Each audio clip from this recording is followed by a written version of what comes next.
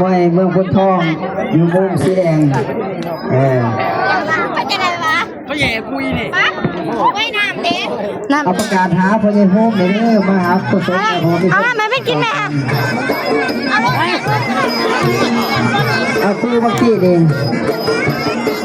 ส่ง2 นาทีเป็นบวยยิงส่ง2 ผัก 2เอาเต็มทีสายลุยบอลเลยโอ้โหอย่าน้องเข้าไปเลยเป็นของแท้ไอ้สันเป็นขาแล้วก็เป็นมัดเป็นเอาเป็นของจริงน้องเป็นโคตรแท้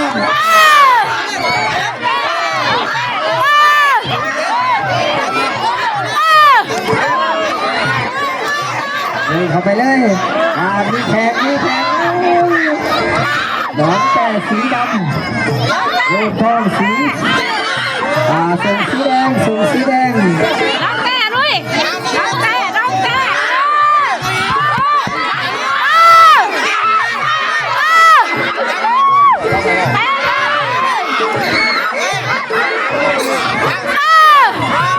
มดดีมด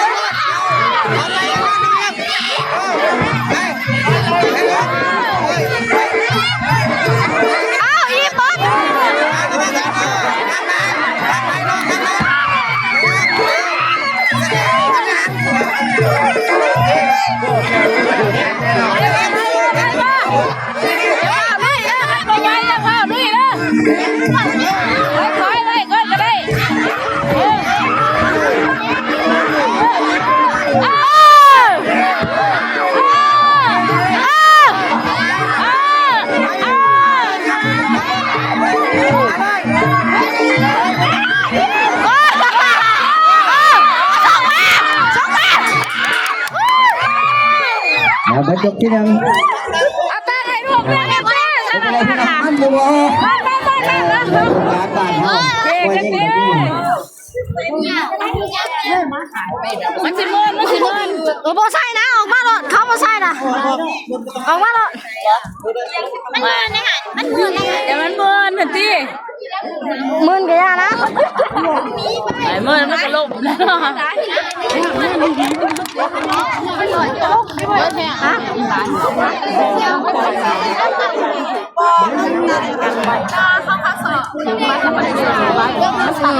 อีกทีตอนที่ตีมันตัดตีก่อนบ่อนมั่วอะไรมา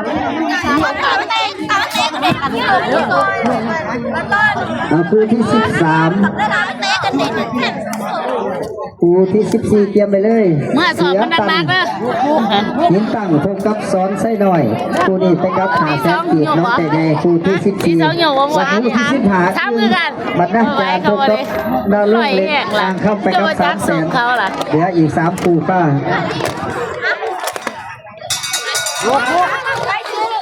สู้เชียวเด็กที่2มึงโศกในเรื่องสายเรื่องหัวก็หลายสู้แต่ใหญ่มุมป้าคนทองไอเรียงลงไป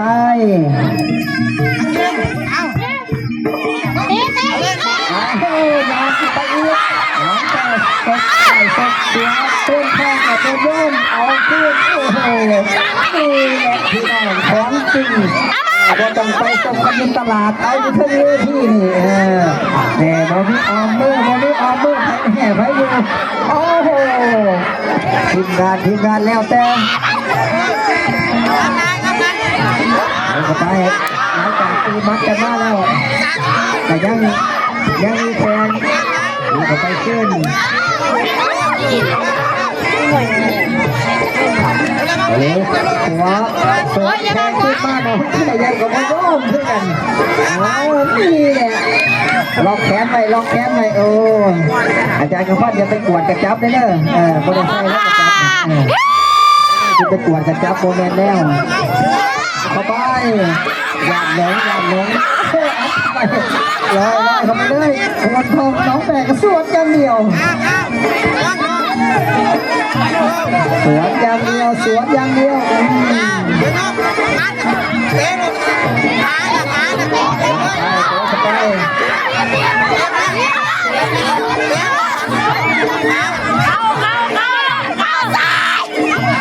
เข้าใส่ได้เข้าหันอย่าป้าเข้านะใส่หมด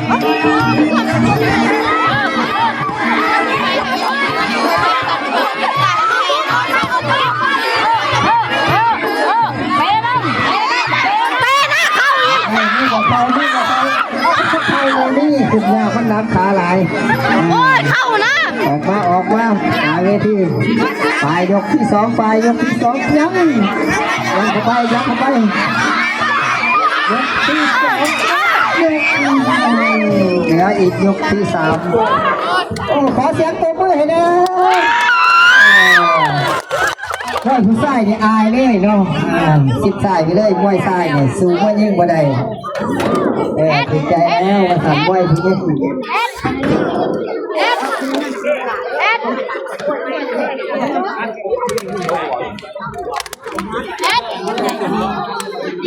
อย่าให้มันเข้าสูงนะ คู่ต่อไปคู่ต่อไป ให้มันเหมือน คู่ที่14 เข้าไปบัวตรงหัวแห้งปานนั้น เสือตันหินตั้งมาแล้วทั้ง10 บ้านหินตั้งมวยคู่นี้เป็นมวยใหญ่60 กิโลไปกับ500,000 ปีพบกับสอนไส้หน่อยบ้านน้องแต่ไงสอนไส้เป็นคู่ที่14และคู่พิท้ายคู่ที่15อึ้งหน่อยบ้านหน้าจานอยู่ทั้งพูนเนาะเบื้องจะประสาทพบกับนาลงเล็กอ่างค่ำไปกับ300,000 คู่สุดท้าย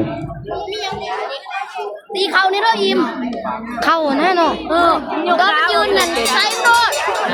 เข่าเราอิ่มเลยเข่าเลยนะเชียวแม่ค่ะพ่อ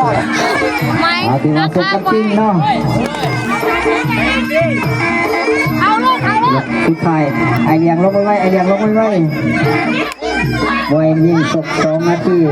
พักนาทีครึ่งมีท่านเข้าไปเดี๋ยวครับเอาไปเลย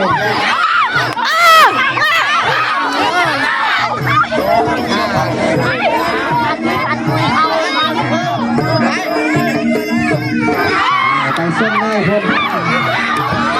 บักตัวเข้าไปจับมา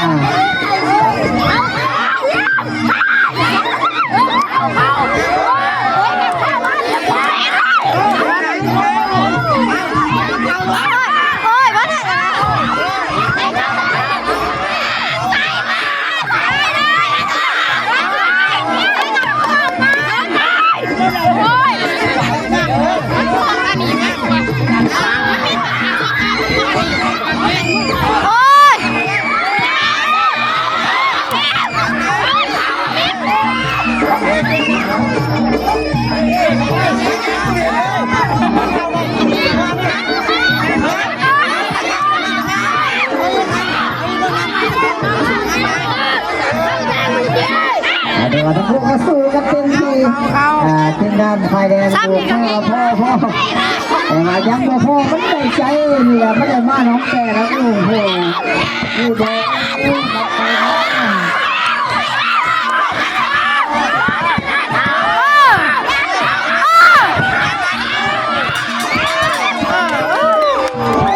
งจบไป3 ยกเนาะที่ว่าเป็นมวยมิตรภาพนัดกันบ่ได้แต่ว่าต้องคะแนนก็ให้ไปเนาะ กูมีเงินกูคืนแล้ว ผู้หญิงยังไม่ได้จ่ายเงินผู้หญิงไม่ได้จ่ายเงินไม่ได้พนันกันว่าเสมอกันเนาะมาเอาทีมการศึกษาอยู่เสมอกันบ่ได้เพื่อนให้